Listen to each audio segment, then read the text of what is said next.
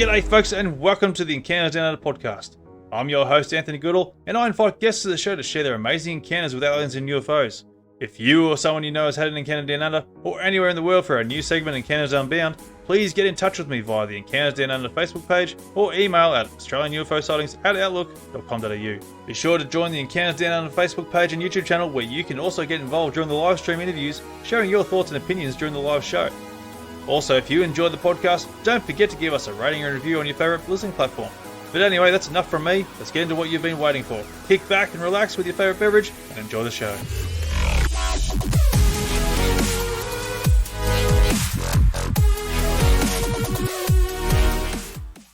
This episode is available to view on our YouTube channel, so be sure to like and subscribe to the channel and leave a comment with your thoughts on the episode. G'day folks and welcome to another episode of Encounters Down Under. Thea joins the show, who is the founder and organiser of Australia's only annual UFO Festival in a little town in far north Queensland named Cardwell. Thea talks about the history of the town, as well as what inspired this beautiful town to hold such an unlikely event. She also shares what you can expect from the festival this year, as well as helpful tips on getting there and where you can stay. So a big congratulations to the Cardwell UFO Festival and its 10th year anniversary. For more details on the Cardwell UFO Festival, you can check out their website or Facebook in the links in the description below. G'day Thea, how you going? Hi, how are you doing? Going good. Thanks for joining me tonight. It's absolutely wonderful having you here tonight. And Yeah, that's okay. It's absolutely been amazing. Like, I've been wanting to try and get to this UFO festival myself for the last few years now, but just every time I try and get it, work's always scheduled on. So it's like, nah, I'm not going to get there, unfortunately. So, but look, obviously this thing has obviously had a history now. Like, you've gone on 10 years for this whole festival now. Yeah, 10 years. I was a bit surprised after we were packing everything down last year, and then the realisation hit that this, like the following year, which is this year, would be our 10th anniversary, and it was amazing that we've actually been around for that long. I think at the beginning, the very first year that we did it, everyone sort of thought it was, a bit fun and, just something a little bit different. But it was, we got such a great response from it that we thought we'll put it on again, and then we were thinking we might do it every 2 years, but we've just been putting it on annually, and it's working out well. So yeah, so we'll keep it going for as long as we can. No, that's fantastic, because like obviously the town's got its own little history regarding UFOs as well, doesn't it? Yeah, it has. So I think one of the main, shall we say, unexplained phenomena that's happened in the area was what's coined as the Tully nests. I think everybody knows about those, and they're just north of Cardwell. But when we started to put on the first year of the Cardwell UFO Festival, the reason that came to be is because there was a sighting very close to when we were talking about putting the festival on of what us locals call the Cardwell lights, and they are two lights that fly across the sky, like parallel with each other, and fly across the sky and then just shoot up into the sky. And many locals have seen them over many decades, and we've just called them the Cardwell lights. And so then when we were working out putting this festival together, it really came just from a town meeting. So Cardwell was founded in 1864. So in 2014, it was marking 150 years of settlement. And so we decided that we were going, to put something on for that. So we had a town meeting, and we realised how we wanted to showcase the town. We wouldn't be able to jam pack into one weekend. So we actually did 10 separate festivals that was sort of each festival was related to some component of what we wanted to showcase for the town. And it just so happened that in that week that we were discussing what we were going to do, a couple of locals had seen the lights in the sky. And so that was obviously a topic that people were discussing, and then in the whole crowd of people that we had for this meeting, people putting their hands up and saying, yes, I remember I saw this, or my uncle told me about this, or my grandfather told me about this. And it was then that I thought, yep, this is, because the conversation went for a couple of hours, just with the group of people that was in that room. And so I thought, well, I think that we're onto something. And I quickly Googled and found out that Australia doesn't have a UFO festival. So I knew that we had to claim it. Yeah, absolutely. Because it's such a random little town to go and have such a festival like this. Like, you wouldn't even think driving through it. No. I've been through it myself there, and I've went to the rock pools up the back of where you guys are, and it's an absolutely beautiful area up there. Yeah. Yeah. Nice little beach. They're overlooking the islands, and then just got to watch out for the crocs. That's about it. But Yep, that's it. it's still a beautiful little town to go through, and it's like, who would have thought to have a festival here of all places? Like, you'd think it'd be Yeah, somewhere like, even Townsville or Cairns itself, but yeah, you guys are yeah, smack bang in the middle there, and it's like, yep, we're claiming this. That's yeah. I've got to hand it to you. And That's absolutely wonderful. yeah, and it's interesting that you say that because logistically, trying to put a festival like this on in a tiny little town is quite challenging. Oh, Especially imagine. yeah, we're in the throes now of getting our speakers to come up. So of course, people have to fly into somewhere like Cairns or Townsville. Then we've got to get them from there, for another 2.5, 3 hour drive to Cardwell. Then we've got to get the accommodation for them. So it logistically it is a little difficult to put it on, but yeah, but we'll get it done. Oh, that's awesome. Like, so do you get funded from the local council, but Yeah, to the try and help us local, get through this? yep, yep. We have funding from the local council. We have funding from our local bank, the Bendigo, the Cardwell and District Community Bendigo Bank, and we also have funding from Churches of Christ, which is another organisation here in Cardwell. And all three of those have been major sponsors for us for every year that we've had the festival. And if it wasn't for those sponsorships, we wouldn't be able to put the festival on. And then, of course, we've got our local businesses. We've got accommodation houses that are helping out with discounts on accommodation, our restaurants and cafes that are helping with vouchers and things for the speakers. So, it's really the whole town coming together to help showcase the town. So the idea is that obviously we're showcasing different things that have happened, unusual things that have happened, but it's also helping with the tourism of the town. Yeah, absolutely. So that's a bit confusing. You had to mention the church is getting involved in this with sponsoring it as Yeah, well. You yeah, wouldn't think a church of all places to go and sponsor a yeah, UFO phenomena. it's well, everyone just supports it. It's really good, and we've also got another church. When we were smaller, we had our forum in the smaller church. In their it was really interesting. We'd have the forum on the Saturday in church, and then on Sunday they have their service. Yep. But now we've moved into the community hall for the forum because we've just grown. Yeah. Yeah, no, look, either way, it's wonderful. Like, it's great seeing that the community all gets together to try and help Yeah. together. And like, it's not the only festival you have, is it? No, we have quite a few festivals. We have a Volksfest, which is the Combies and Little Beatles. Oh yes. Which is good. Yeah, yeah. And then we have Seafest at the end of the year. It's it really showcases the sort of the fishing, and the sea life of of the town. And so that festival ends sort of the whole year of what we do. So we have what else are we doing? We're doing a bike and boat show. In a couple of months. Motorbikes, I take it. Well, I wanted to have motorbikes, but it's mountain bikes. It's because we're building some bike tracks up in the back there. Where the spa pool, where the rock pools are that you saw. Yeah. So up in the hills there, they're building. Okay, so it's some gonna be like those downhill. Yeah. Yeah. But my son's into motorbiking, and anyway, but it doesn't matter. Two wheels, it's fine. I don't think the motorbike's going to get past to go and be able to go up those mountains. There. No. Link. Yeah. But either way, look, they're still wonderful. Like, you guys got a lot of effort into making this town something known on the map. It's absolutely fantastic. And to even go and put a UFO thing on there, it's such like I'm sure, as the whole UFO topic is very stigmatized. It doesn't get a lot of so great vibes, but obviously I'm sure you got a lot of positive vibes about your festival. It has been a hard road Okay. to keep it going. Initially, when we did the first year, everyone thought it was quite fun and funny and everything. We had a few people giving us a few jibs about everything. But then as we've grown, there is a very small group of people that continue to say, it's embarrassing for the town and all this sort of thing. But overall, the majority of the town is extremely welcoming for everyone coming to the festival. And I think that's because we have a lot of, second, third generation people living here.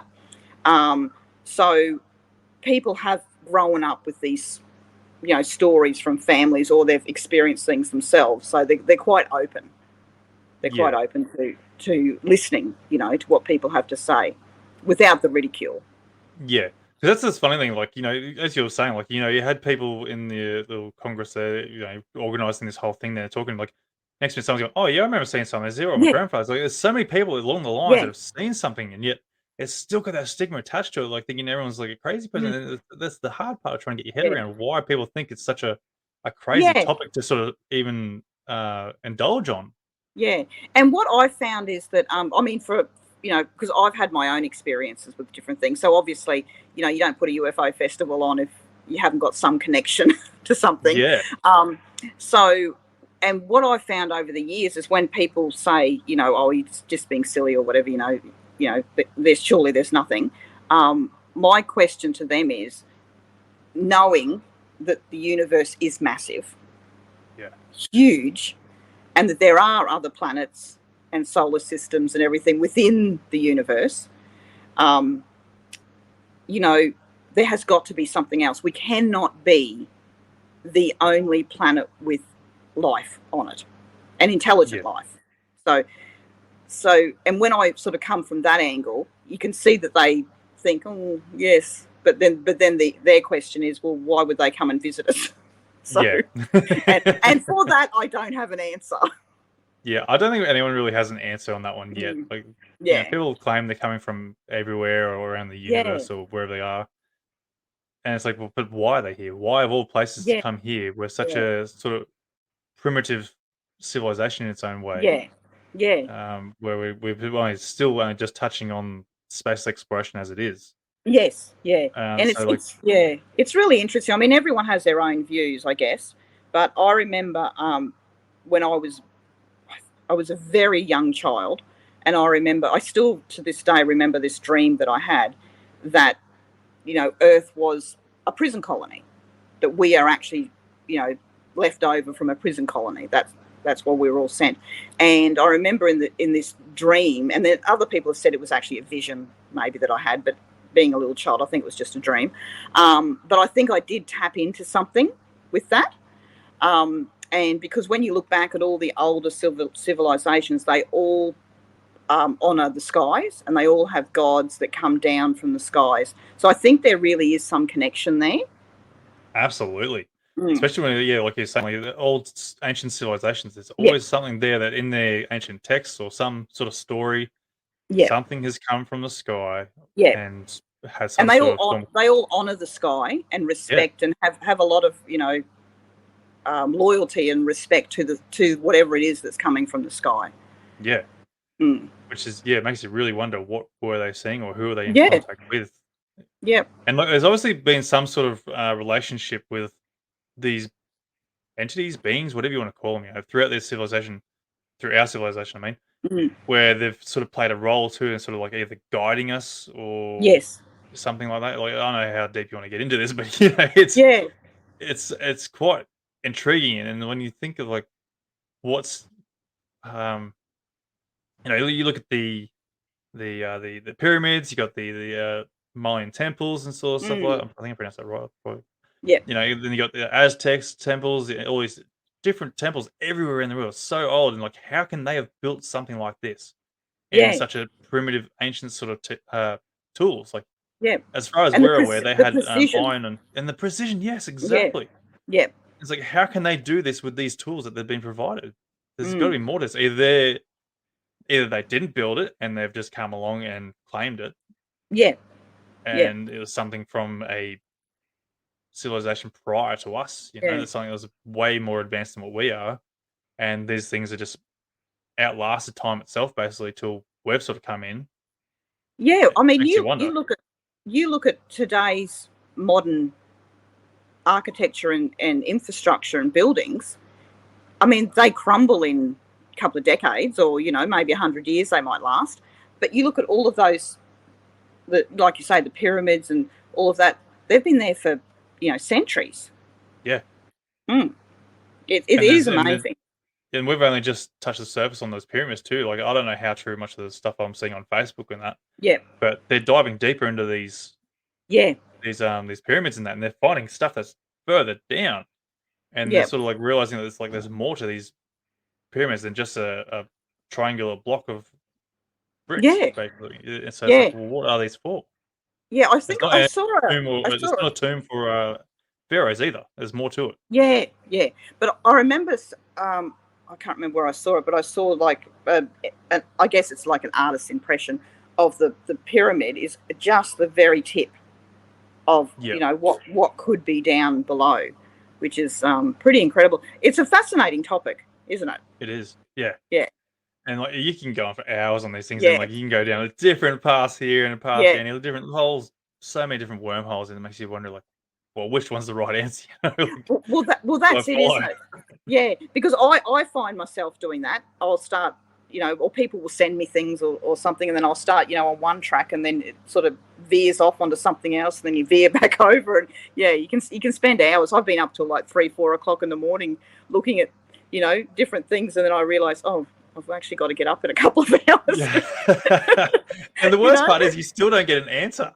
No, all you get is more questions. Yeah, Yeah, that's pretty much it. And that's what I find really intriguing with this topic.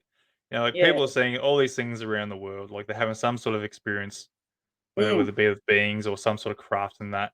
And yet it still gets shunned upon the world and yeah, secretive and all sorts yeah, of stuff. But yet, how can you deny hundreds of thousands of people around the world yeah. seeing something that's phenomenal that defies our own capabilities? Yep, yep. So It it is makes you wonder. it is amazing, and I don't understand why more people don't even just embrace it to ask the question Yeah, instead of just shunning it. that's Like right. I think when you ask questions, I think you just have a better, I don't know, being, I think, about yourself instead of just poo-hooing things and saying no, no, no, no. I think asking questions is a fantastic way to live your life, I think. Oh, definitely. But then you Mm. still get no answers. Yeah, I know, but that's the thing, is that you just want the answer. That's right. But then if we do get the answers, then we're like, well, now what do I do? Yeah. It's like, Oh, okay, yeah, cool. there'll be something else. There'll be I'm something hoping else so. we can find. And Yeah. then we go and start going to Yowies and the paranormal, I suppose. Yeah. Start Actually, that's questioning one there. thing. If there's anyone listening to the podcast that any of the Yowie hunter groups, we'd love to have someone come to the festival if they're able to get here and yeah, because that's one component of the festival for the unexplained phenomenon things that Yep. we've been lacking in the years. So we've putting the call out that if there's Yeah, any of the absolutely. groups that want to come along, yeah, Yeah, we'd nice. be more than happy. Yeah, absolutely. That's gonna be awesome if they do like get a bit of a mix happening. So Yeah, now you mentioned that you sort of had your own experience as well. Do you want to sort of enlighten us with that? yeah, yeah. So I guess I mean I had that dream or whatever it was when I was very little. But when I think I was about 6 or 7 years old. I'm thinking I was 7 years old. We, as a family, would always go over to one of the islands over here for Easter and camp. And we'd camp with, a couple of different local families and things, just depending on what people were doing. And I remember I was up late. I couldn't go to sleep, so I was up late with the adults, and we were all sitting around the fire. All the other kids were asleep, and then we saw, all of us, adults and myself, saw this light fall from the sky into the ocean. And I remember my father and another man, who, when I talk, he's still alive, but when I talk to him, he doesn't want to. He says, no, no, no, no, that didn't happen. That didn't happen. So I don't want to say his name. So they went to get into the tinny to go and see what this thing was. As they got down to the shoreline with the tinny, this thing just came back up out of the ocean. And so they come running back up the beach, and they were all like, we can understand something falling down, but the going back up is what Yeah. they couldn't fathom what was going on. So I remember my mother wrote to, what was it called then? It was like, the weather people in Cairns, to ask if there was any unusual, like meteor showers or anything like that. And there was nothing reported for that night. So she was very proud of this letter that she got back from them, saying that what she had experienced was an unexplained object. So she was very excited about that. Yeah. So that was my first experience of something. And then when I was probably in my mid-20s, so I'll disclose how old I am here. So in Yeah. the mid-90s, I saw what we all see as the Cardwell lights. So I saw the two lights going across and then shooting up. And then I also saw them again. It was around 2015, which was actually 2015 was the second year of the UFO Festival, is when I saw those again. But that's about the extent of what I've experienced. I haven't had any sort of contact experience, but I would like to. I think that would be quite good. I know. Yeah, I know there are some people that there's sort of two groups. Some people believe that there are aliens and they're very friendly and they're here to help, and others say that there's the bad and the evil ones that that want to do harm to us. So there's probably both, I would say, because I mean there's good and bad and everything, isn't there? That's right. Yeah. There is. Yeah. So it sort of makes you wonder too, like, what are the intentions of the good guys and what are the intentions of the bad guys? Yeah. And I know that there's, and there's also groups of people that say that, there's the aliens are protecting us. They're protecting us from the bad aliens. Yeah. Yep. So it's really interesting to think. It's a bit comforting, actually, to think that we actually do have another entity or whatever it is that you want to say looking out for us, I think. Yeah. And then also you've probably heard about how there is a group of aliens that are protecting us from us, but with the nuclear bombs and things like that, they intervene. Yeah, I was about to go into that. Actually mention that. Yeah, and so that's quite comforting as well. Absolutely. Well, it depends on how true it is too. Like, obviously, like going by the reports and that, like you want to hope that is the case. Like, you want to hope that they're backing us up on this sort of whatever's going on. And that's where I'm sort of hoping that they're going to keep doing the same thing too when it gets close to going to World War III, because what good is that going to leave us either way? Yeah. So here's hoping they are intervening to that degree. Isn't it terrible though that you think that there has to be another species intervene? Yeah, I know, it's horrible, isn't it? Yep. I think the world's quite large enough. And there's enough resources, and the world's large enough for us all just to, kumbaya. One of the things though, we should be on peace and harmony by now, like after World War II. But another way to go about it is like other countries don't want the Americans to be the rulers of the world, and they want to have their two bob, and like it's it should be even Stevens, Yeah. It's hard, isn't it, to. I mean, I have no understanding of how it is to rule countries or anything, but you would hope that the leaders are a bit level-headed and a bit sensible. Well, that's one of the reasons why we sort of hope, like, vote for them, it's so corrupt, though, you don't even know who you're voting for. Yeah. Although I think people are waking up a bit more and understanding that their vote it's very important. Yeah. And I actually think the people running for politics now are a different caliber of people as well. I mean, you're always going to have idiots, but I think there are. But I think you're talking about Bob, aren't you? Yeah. But I think there are genuine people that are going to try and make things better. I think we've got more of that coming up. Yeah, Bob. I think that's what you're talking about. Yeah, you're Townsville's. Yeah, that's the one. Yeah, I've seen some stuff he's had. He's a bit of a whack job, but entertaining. Classic. Very entertaining. Yeah.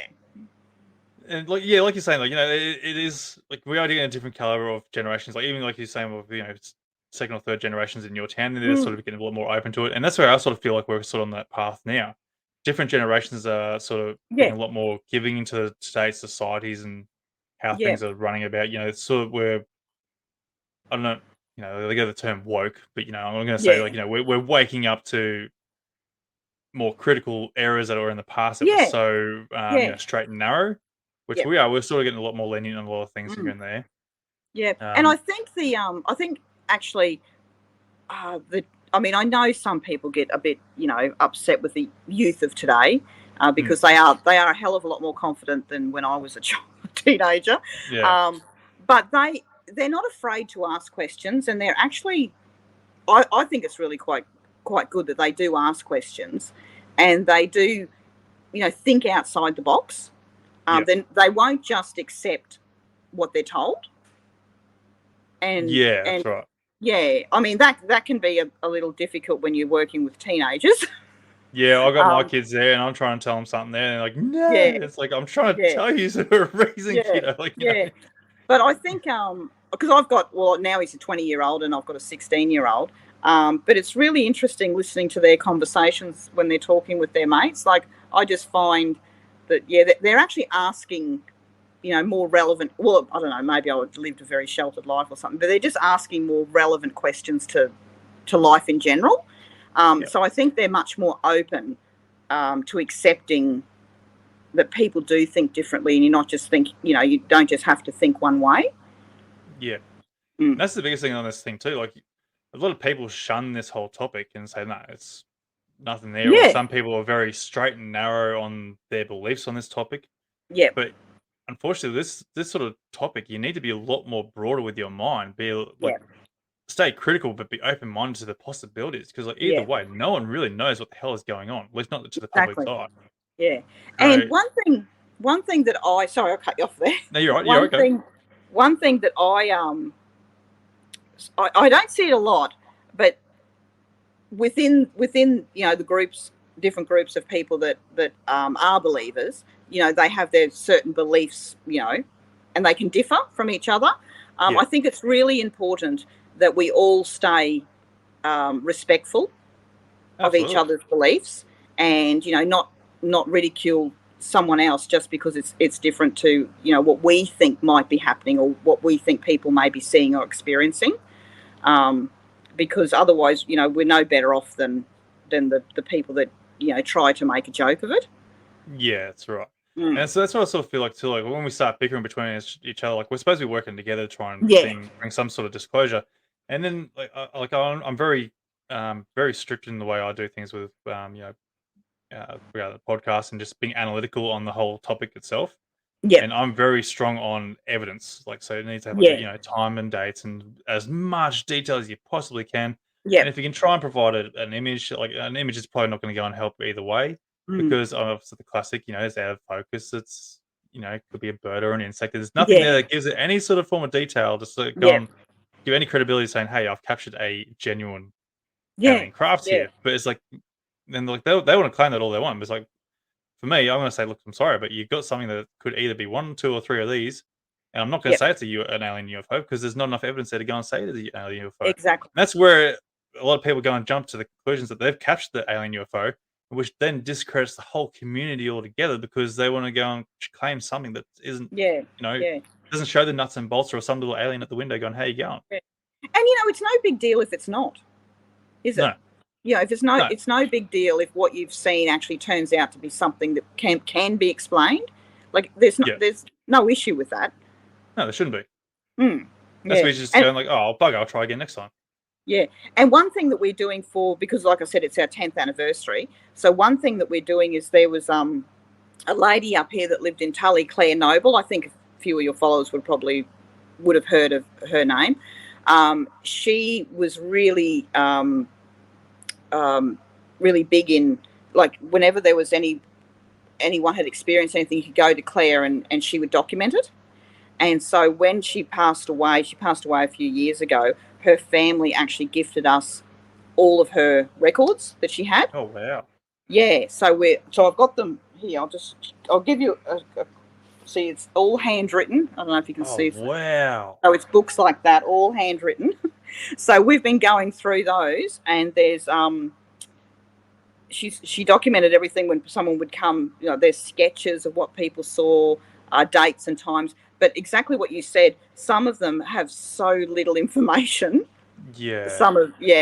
It's and the reason I started doing it is I was trying to see if there was people had seen the similar thing in the same sort of time, but didn't actually know that the other person had seen. Yeah, cross-reference. Yeah. And it was interesting with the Cardwell lights one year. There was a family that had seen the Cardwell lights. They're on their balcony on the front of where the beach is there. They saw the lights go over and they rang me to let me know that they'd seen them. And then there was another family who lived up up the back had also seen them, and it was within half an hour of them. But neither party knew that the other one had seen them. So that was really interesting. Yeah. That is great. So I'm just going to go. Mm. I'm going to bring up a bit of a critical analysis here. Like now, a lot of people know Townsville is a bit of a military city. Yes. Yeah. So can we rule out 2 fighter jets flying side by side, and you're seeing the afterburners and then ducking up into the atmosphere? Well, that is we've spoken about that. Yep. But what we have, and it's only been handed down, Yep. is that these lights have been seen since settlement. Oh wow! Okay, that far back. Yeah. So whether or not, and see, this is another thing because it's just sort of word of mouth, handing down. Yep. So is it that, oh yes, I remember my grandfather or great grandfather talking about that too, and then someone else going, oh yeah, and he said that someone saw it way back yonder. So there, without sort of real documented evidence of it, that could also just be tall tales. Yeah. Of it going back. But you are correct with Townsville being the military, and there is also up near Tully, there is also a training area as well. Yeah, and Tully's only half an hour north of here. So that is a possibility. Yeah. I'd love for them to actually be an actual genuine thing there, but it's one of those things I hate it because then it looks makes me look like the bad guy because I'm going, it's going to be fighter jets. But unfortunately, it's one of those things you have to do. But you're right. We've discussed all that as well. Yeah. And to be honest, it could be, couldn't it? Yeah. Yeah. But then again, when you think about that out. Yeah, that's right. But if you go back to the decades, you're saying people have been talking about this for bloody years. I'm not 100% sure when Townsville actually started becoming a military city. I don't know. Yeah, I don't know when they become a military city. Actually, that wouldn't be hard to find out, really. I could find that out. Yeah. Hang on. So give me a second. And then I could probably have a look back with all my notes here of when the first, it was first reported of those lights. Yeah. So there we go. Formed on, hang on. So go looking at 1940. So yeah, around about World War II. Oh yeah. So that's but I'm just wondering, the planes back then, would they have? I don't know. Well, we didn't have jets around. Because what it is the lights fly along like parallel with each other, along, and then they both shoot up. Okay, so they're on point, from one point and then straight up. Yeah. Okay, so that's definitely going to rule out a fighter jet by all means. Yeah, fighter jets are going to go and do a bit of an arch. And so I'm going to do a bit. Yeah, if it's going yeah. Well, that's what I've seen. I've seen too, and that's how people explain them to me as well. But and I'm only going on what I've seen, and what people have spoken to me about. So yeah, that's what they see. Well, that's definitely rules out fighter jet then. Yeah, and the colour, I've seen orange, and then I've also seen like a white colour. Because first I remember one time I looked and I thought, oh, it's just stars. But then because they were moving, along, and then when they shot up, I was like, no, it's not stars. Yeah. So is it sort of like what sort of speeds are they doing though? Is it like something slow to start off with, then sort of zipping off? Yeah. Or is it just the same speed? If you just like how my finger's going like that, probably across like that, and then just straight up. Like there's no stopping and going. It's just along and then straight up. Wow, so it makes you wonder what the hell is out there. Like very fast. Yeah. So, do you sort of have an idea of how far out? This is over the water, isn't it? What I've seen's been over the water, yeah. Yep. But it has been climbed to around the hills there as well? Actually, no. It's always been out to the ocean. Okay. So it makes you wonder what's out there. Yeah. Well, we have a fisherman here who said when it was in daylight, he was fishing up the channel, and he said he saw this massive silver craft come up out of the ocean. And that was in the daylight, not at night time. That was daylight too. Jeez. Daylight. Yeah. Okay. Yeah, I've that heard was of in the reports of daylight. people like seeing something in the Mm. water at night time there, but it's like a glowing craft Yeah, cruising along and that, and yeah, but to even see it during the day, like yeah, wow, yeah. That was in the daylight, and he said it was a silver round craft that came out and shot up.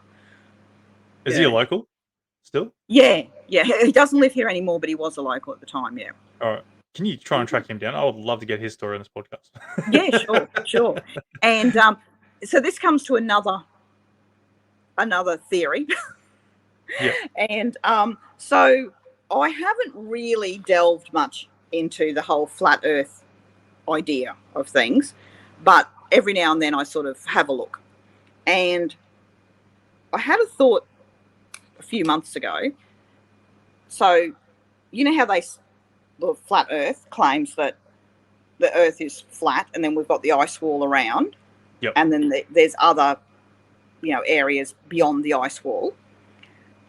I thought, wouldn't it be interesting?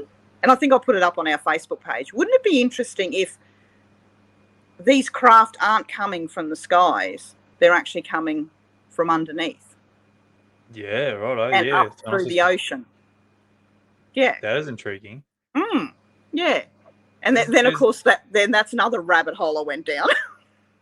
Yeah, there's also I think I've seen trying to think where I don't know where it was located, but there's a video there of um what's that guy that did the deep sea sort of stuff? I can't remember his name now. Oh yeah, yeah. I know who you mean. Yep. But I think it was him. He went down in a sub. He went right down, and he came across this area, and it's just a big cloud of soot, Mm. and didn't know what was through it. Like it's just like at the bottom of the ocean, just like it's like as if it's a thermal layer just Yep. sitting there by itself on its own. Is that a gateway into Yeah. where you're saying? And like, that's just like Mm. there's another one of those things like you're just like, wow, where am I going now with this? Like, Yeah. Yeah. Yeah. and And then you actually start looking at it got a bit too much. Like I was thinking, I was sort of going over this idea, and then I thought, oh, this is a little bit too much for my brain. Actually, like, it's a bit much. it is. It's like, then you start going everywhere else, and like I'm looking over here now, looking over here, like, oh, Yeah.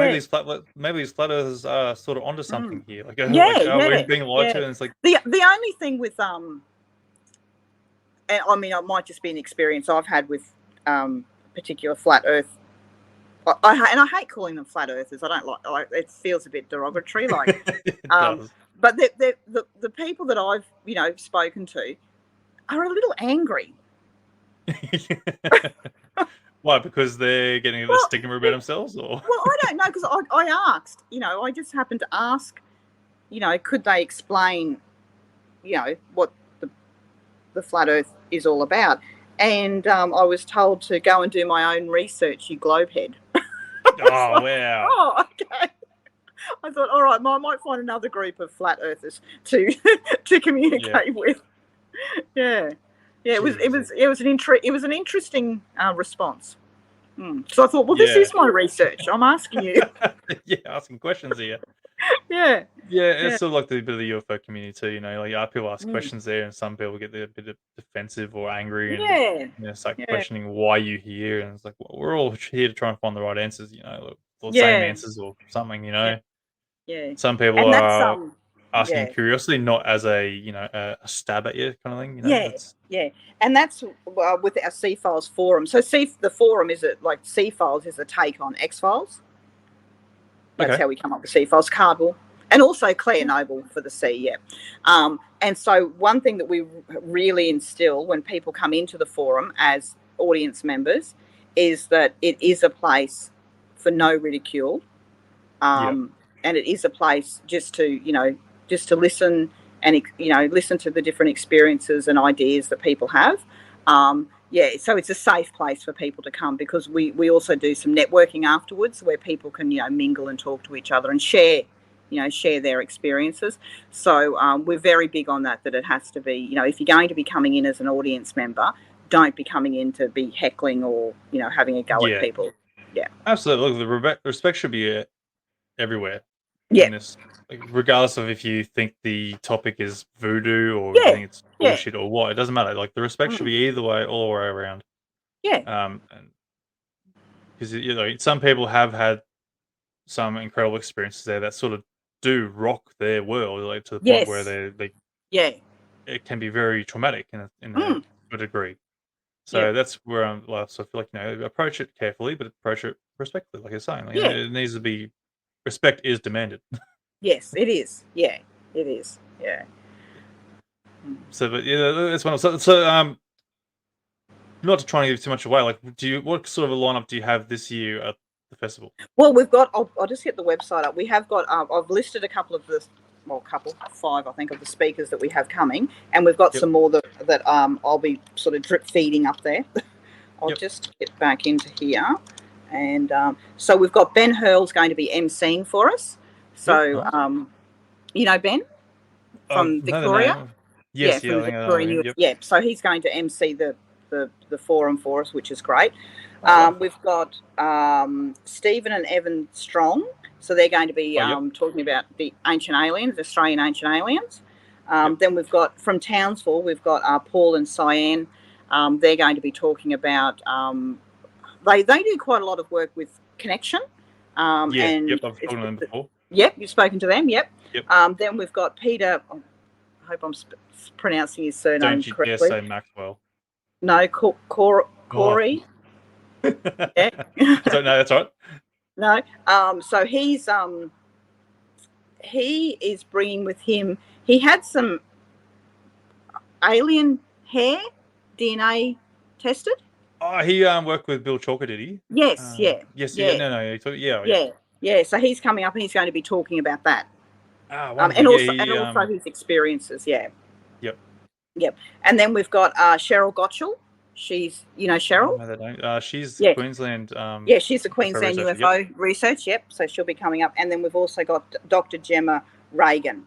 So she's going to be coming up and talking about, working through the experience, when you encounter an experience. Yeah. Yep. So, and then we've got a few others that I'll be putting up probably next week. We'll sort of drip feed it in. But yeah, it's shaping up to be a good 2-day forum. That sounds wonderful. That's actually a really good lineup. Got some very interesting people there. Yeah. Oh, sorry, I forgot. We've got Susie Hanson from New Zealand coming over as well. Okay, does Brendan ring a bell? But yeah, so she's in Australia at the moment. Oh no, she'll be doing the Brisbane circuit before she comes up. So she's flying up with Cheryl. Yeah. So that's I think, and that's what I'd really like to get. Any of the Yowie boys. Yeah, absolutely. Because we've actually had some people say that they have seen Yowies up in the hills up the back here. Some old timber cutters. We've got some stories from those guys, and also some younger guys, pig hunters and things that have.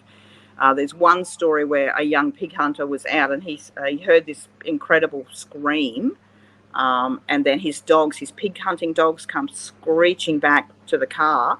And if anyone knows about pig dogs, they're not too scared of anything, and they come back with the tail between their legs, and they just jumped into the ute and they weren't getting out. Something's out there, right? Yeah, and one of the guys who regularly pig hunts with this particular guy, he said he saw an actual Yowie run across the road in front of him. Wow. Yeah. It's amazing. Like, it sort of makes you wonder too. Like, is there a connection between this whole UFO, Yowie, paranormal? Like, what's the connection here? Why is there so much secrecy behind whatever these things are? Like, why does it have to be such a taboo sort of topic to try and uncover? Yeah. When there's like I mentioned before, there's like so much evidence of people seeing these things. Yeah. I don't understand. I don't understand why there is. But I guess it's because we're interested in it, we don't understand why they're. We want the answers. Yeah. So, yeah. But also too, like, I suppose if Yowies did sort of come forward, like, being humans, we'd hunt them down and use trophies and hunt them down as game. But then the thing is though, like, these things are coming across as intelligent. And so then I'm pretty sure if something's intelligent, we're not going to go and sort of go all in guns blazing, I guess it depends. How does the contact happen? Yeah. So how are they going? Like, I don't know if they wanted to contact us, and and make themselves be known. Who would they do that to? Like, who would they trust to Well, I sort of figure it would be the locals, like you look at the Aboriginals, Mm. you think Yeah, they'd sort of be mingling in with them, yeah. but yet Well, see even that. they are saying that they had, well, some people, I think they claim that they did have some sort of interactions, but it's still Yeah, they're a mythological creature to them as well. yeah, and because we have some local Indigenous stories around here with the Yowies, and I know one of the tribes here. I think it's more down Ingham way. They don't see Yowies as good; they see them as bad. So yeah, I'm not Okay. I'm not really sure. Yeah, so maybe there was conflict or something. Yeah, I'm thinking about You know? history as well. But Mm, even mm, so, like if before we, saw England come over to colonize over yeah, here and whatever, you sort of think like if the Yowies were, you know, intelligent and whatever, whatever we mm, saw them coming to be, you'd think they would have been mingling with the Aboriginals yeah, as is, and then like they're. I know we did horrible things to the Aboriginals, but I'm not going to get yeah, diving into that. But either way, we still would have worked out a way to sort of yeah, interact with these creatures or and beings, and it would have been a yeah, society today, basically. and also, wouldn't you have thought? Let's just say, we'll go back, the 200 whatever years, and the settlers were here, and obviously, invading and doing what they were doing. You would think that the Yowies would help protect. Yeah. Yeah. Well, if they might have, Mm. for all we know, but just never got Yeah. Yeah. put down into the stories. Yeah. But maybe Yowies have never been in big numbers. Maybe they're a species that don't have big numbers. Yeah, but they Yeah. seem very scattered though. Like, Yeah. Yeah. so it sort of makes you wonder why so scattered and why is there Mm. no real what do you call it, like a Like a tribes community. or a community? Yeah. Yeah, like Yeah. community sort of thing. Yeah, Yeah. like they always seem Yeah. to be living off the land or just like Mm. a creature, but it's like somewhat intelligent, like but Yeah. not And, to the degree of and what we can. well, that's what I think. I sort of can't quite work out how, if they're in such small numbers, how are they still here? Yeah, Which is something I can't understand, unless that's they right. live But for they hundreds of years. I don't know. yeah, and Mm. well, they can blend in very well apparently and disappear Yeah, and when they yeah. Well, need to. maybe So there's more than what you think. Yeah, but I know because we often go bushwalking up the back here. And my father has passed now, but he used to be a timber cutter, and he said that there was always, times in the bush that you felt something was watching you, yeah, and there's times where we have been walking up in the bush, and you just can feel it, that there is something with eyes upon you. Mm.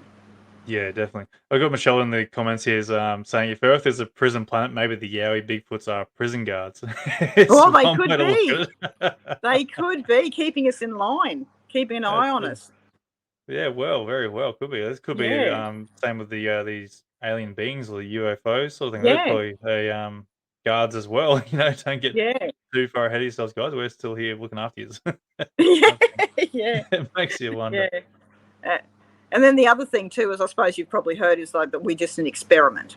Yeah, yeah, definitely. Yeah, I'm sort of along the lines of like we're an alien ant farm, yeah, just yeah, being observed and yeah. abducted A whenever school willy nilly. project. Yep.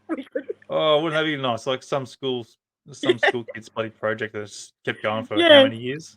yeah. Isn't that funny? That'd knock a few egos around, wouldn't it? Oh, We're wouldn't just it? a school What? project. Yeah. Oh, bugger. Yeah, It's puts a yeah, dampener on why we're here, isn't it? It's like, why are we yeah, here? Yeah, school project. yeah. Cool. So, like, all right. So you're the guest speakers there, but I know you do a lot of other things on the outside there of, Oh, yeah, yeah. So do you want to brief, like, an outline of what the yeah, festival is absolutely. Yeah, for the give us a weekend? rundown of Yep, like this, yep. what you got. Okay, so because it's our 10th year, we're trying to really, put a big one on. Yep. So we're going to actually open the festival on the Thursday night with an art exhibition. And I mentioned before, we've got Cyan from Townsville coming up. So she also is an artist as well. So we're opening the festival on the Thursday night with an art exhibition of hers. And that'll Nice. be in the community hall, which is where the Sea Files Forum will be held. And then on the Friday, we've got the guys coming out with the Ancient Aliens. So we're hoping to have a display in the museum. So that'll start on the Friday and run through the whole weekend. And then I've got we're not quite sure if we've got something happening Friday night. We've got to make sure. I won't say what that is yet, but we might have something interesting happening on the Friday night. And then on the Saturday and Sunday, we've got our local tours that are going to be going around, taking people to all the different points of interest around the town where things have been seen. And of course, we've got our Seafiles Forum on the Saturday and Sunday.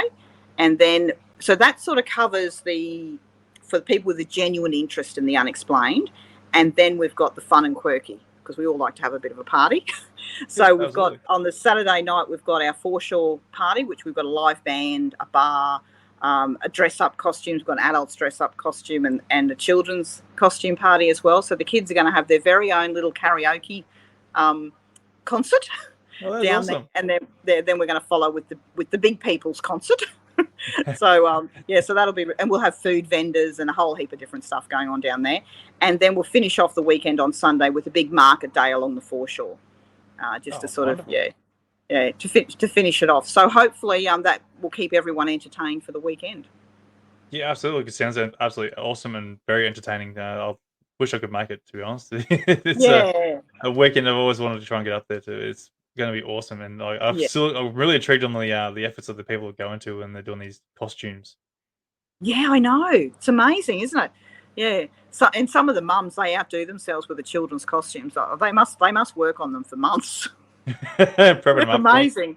There's a lot of resources online now where you can just get things ordered in now. It's like, get some really good, like, what do you call them? The rubber ones, get the masks and that. And I'm trying to think what are they called now? The latexy things. Yeah, latex, that's the one.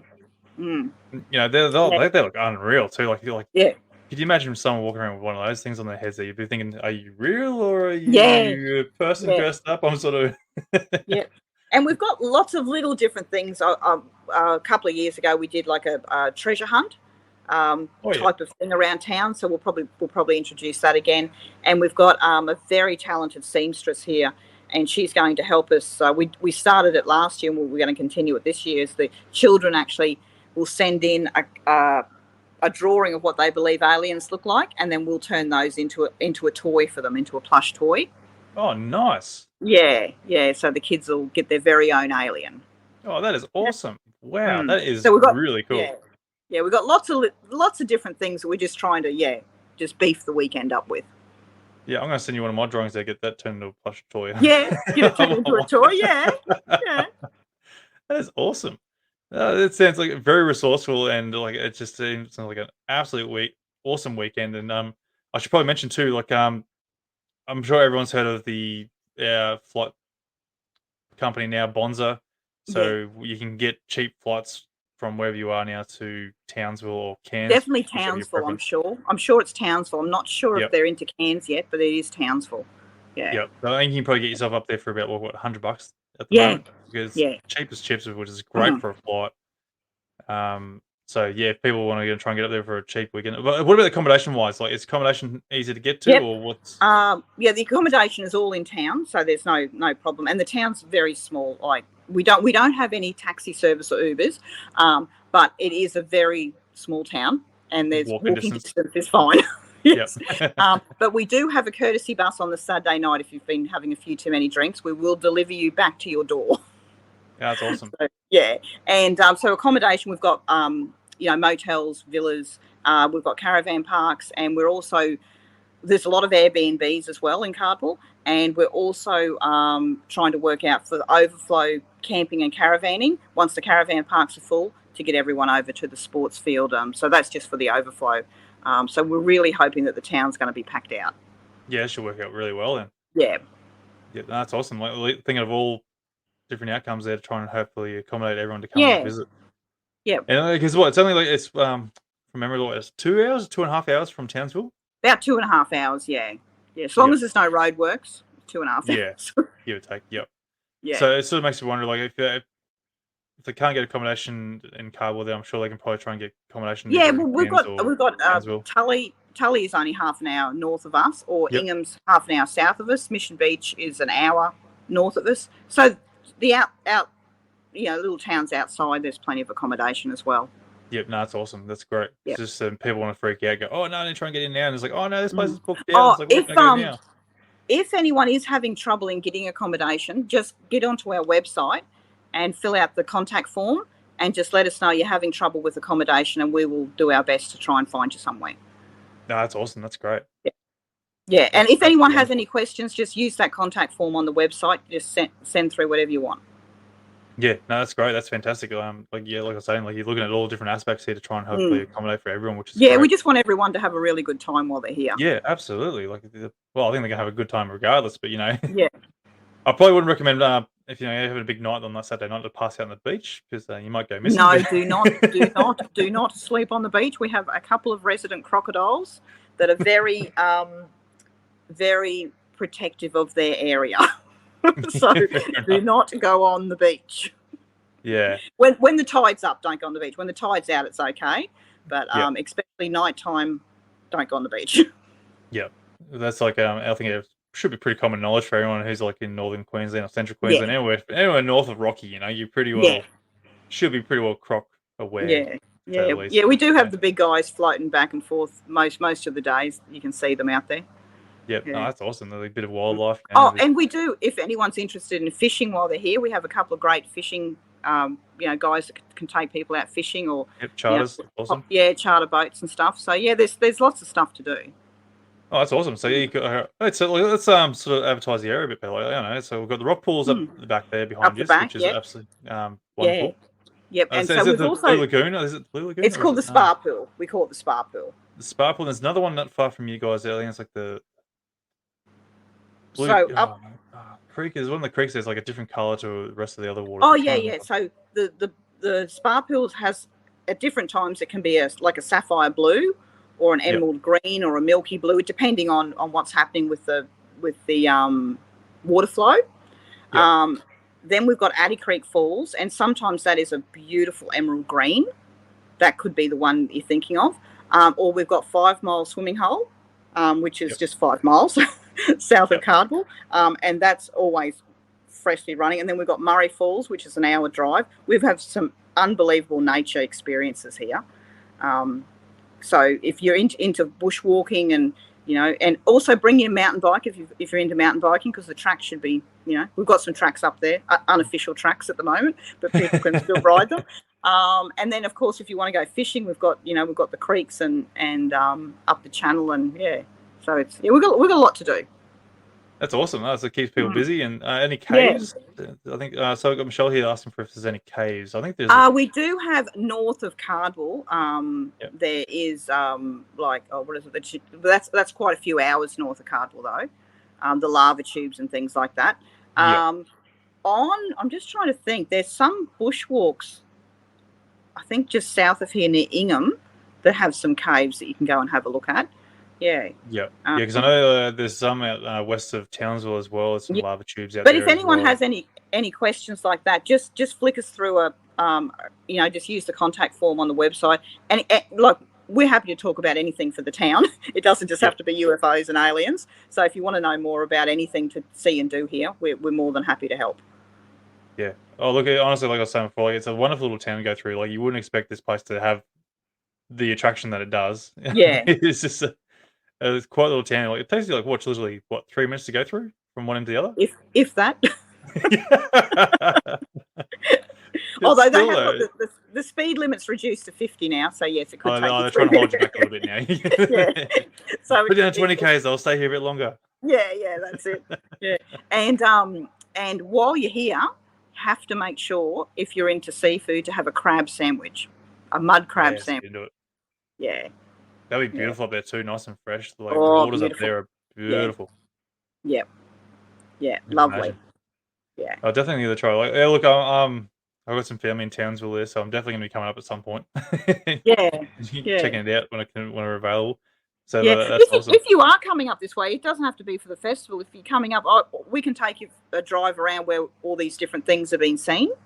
Yeah, that sounds good. Actually, I'll take you up on that. Yeah. So if you're coming up, just get in contact and we'll take you around it. We'll give you a private tour. Oh, I like it. Yeah. VIP. Thank you very much. Yeah, that's the one. VIP tour. Yep. That's awesome. Well, look, is there any more you sort of want to add to the? No, I think that's it. Interested in the town or festival? If anyone's interested, just keep an eye. While I am this weekend, I'll be updating the. I've put those speakers on, and then I've just got to update because I've got a few things on there from last year on the website. So we've just got to update, get all that, and I'll hopefully have that done by the weekend. Yep. And then if there is anything in particular that people are interested in that they'd like to see at the festival, also just let us know and we'll try and accommodate. Yeah, absolutely. That sounds good. So, like, where can people sort of get in touch with you? Where can they find you to reach out? Yeah, so we've got the website, we've got the Cardwell UFO Festival Facebook page. So they're the main things where we put information up, or they can email us on info@cardwellufofestival.com.au. Or if you want to give me a call, I'm happy to give my phone number out. It's 0. I've got to know my own phone number. 0447, so 0447 660 248. Yeah, and if I don't answer, just make sure you leave a message or a text message, and I'll get straight back to you because I'm a bit busy in meetings and things. So yeah, that's all right. We've also got lives outside these festivals and what we do, and so so hopefully people can be understanding of that. But that's awesome. I'll put the details in the show notes anyway, so people can go and track you down in that. And yeah, hopefully a lot of people here get some interest in and go, right, we're coming up. Hang on tight, we're holding to your hats because we're coming. Yeah, and we'd love to see as many people here as possible. Yeah. Have you thought about trying to organise maybe some transport from Townsville to get up to the Cardwell? Yeah, we have. We looked at doing that one year, but there wasn't a lot of uptake on it.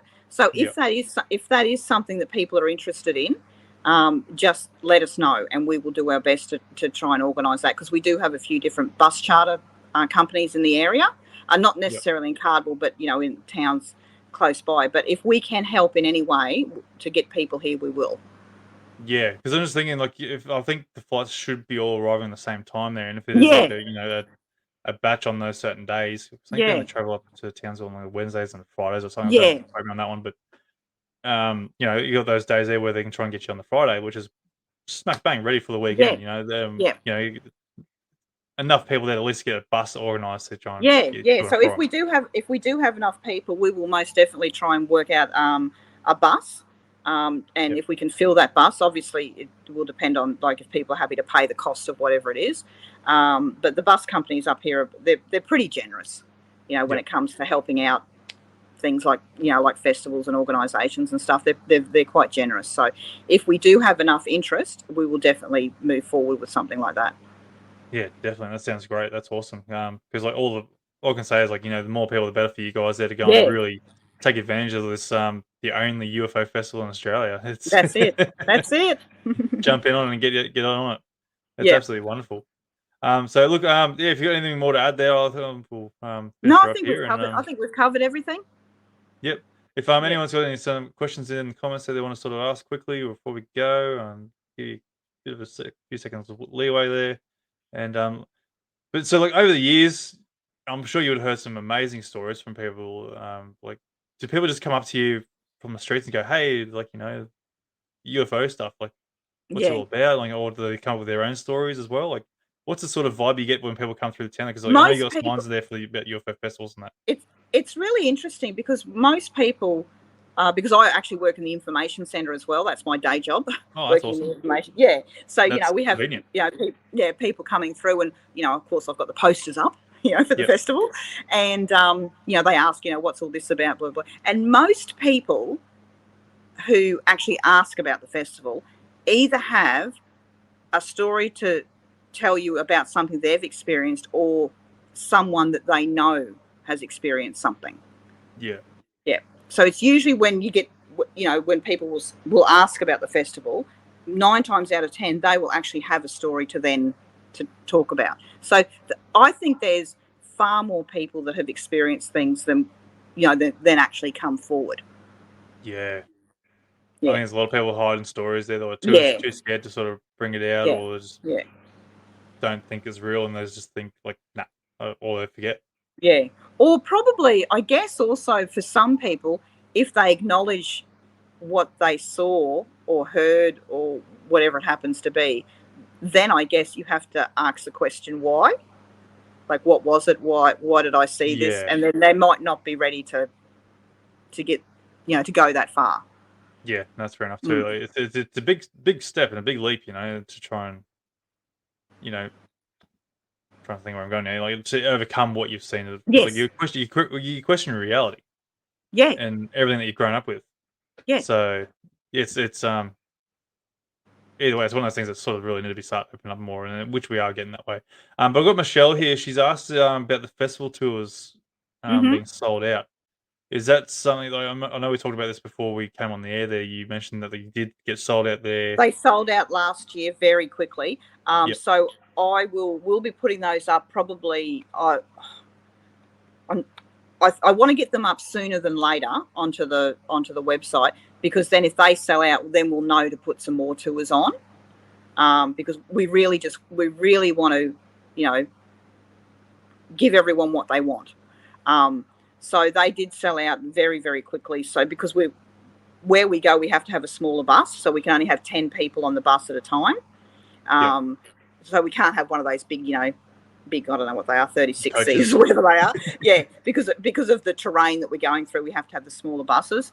So so we've just got to, like, the logistics of getting more buses, more tour guides, more drivers.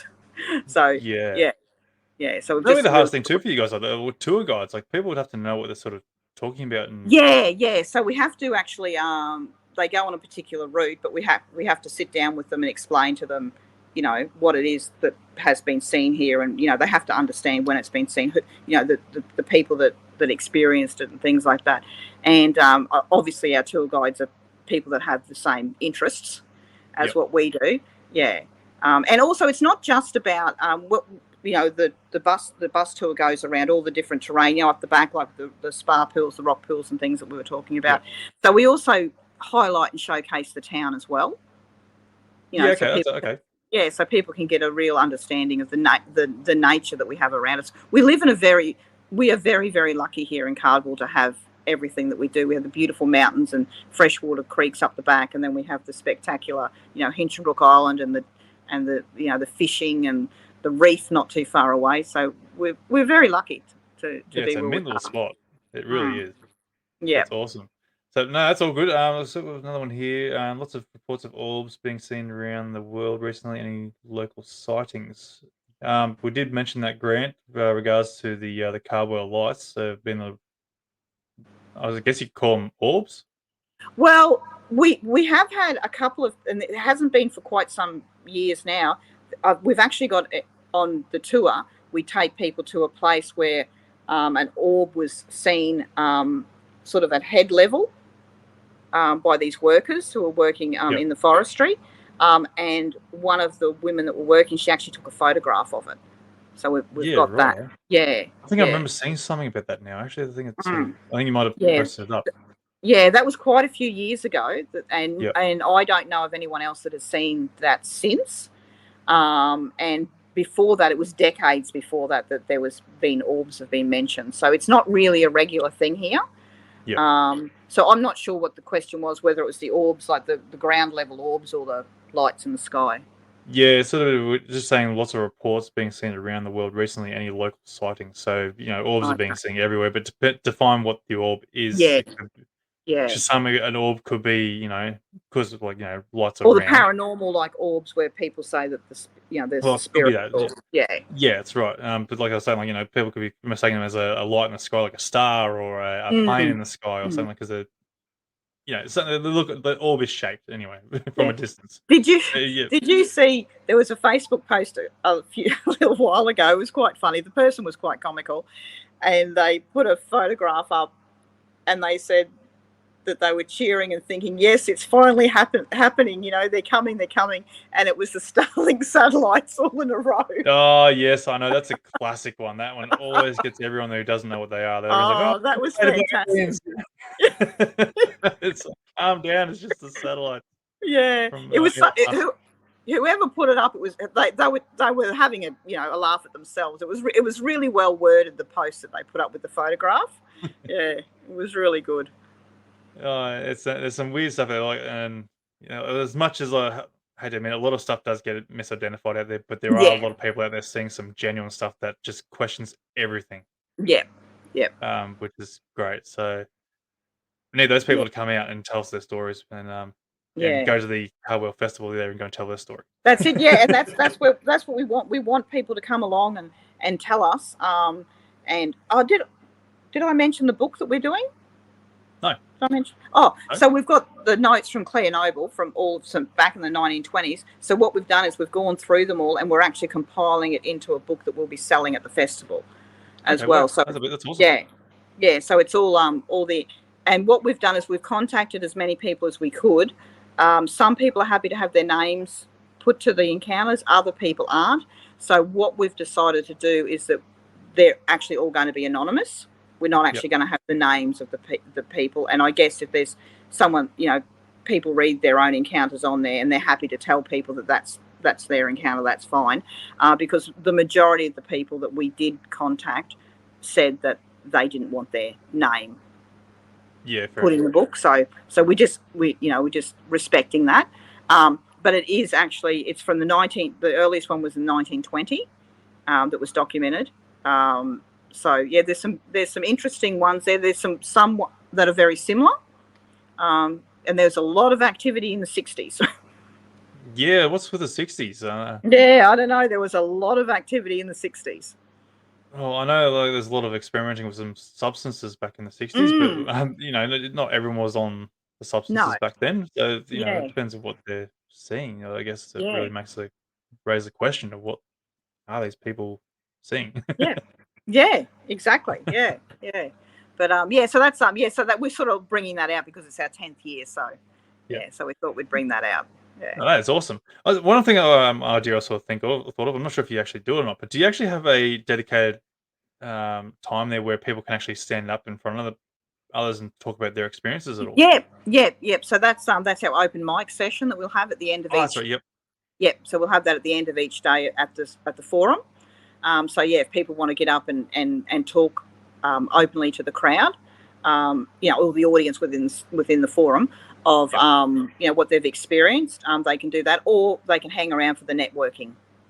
It's just an informal. Everyone just grabs a cup of coffee, and has a chat with each other. Yeah, the spotlight's not on them, so they can get more relaxed. Yeah, that's understandable, which is great. That's fantastic. Yeah. That's all right. Well, look, I don't think there's much more I can really add to this, except for people go and check out the website there, get on the Facebook page that you got there provided. If they want to get in contact with you, I'll put it in the show notes there with the email and the phone number.